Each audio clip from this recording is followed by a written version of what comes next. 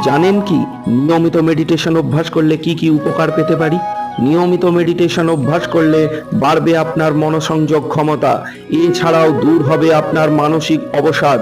নিয়মিত মেডিটেশন অভ্যাসে আপনার শরীর ধীরে ধীরে শান্ত হবে, মন স্থির হবে, মনোসংযোগ ক্ষমতা বৃদ্ধির পাশাপাশি আপনার অ্যাংজাইটি বা উৎকণ্ঠাবোধও দূর হয়ে যাবে। আপনি আবেগের উপর নিয়ন্ত্রণ করতে শিখবেন, আপনি মানসিকভাবে অনেক বেশি সুদৃঢ় হবেন। এছাড়াও আপনার অন্যমনস্কতা দূর হবে। যাদের রাত্রে অনিদ্রাজনিত সমস্যা থেকে থাকে তারাও নিয়মিত মেডিটেশন অভ্যাস করলে অনিদ্রার সমস্যা দূর হয়ে যাবে।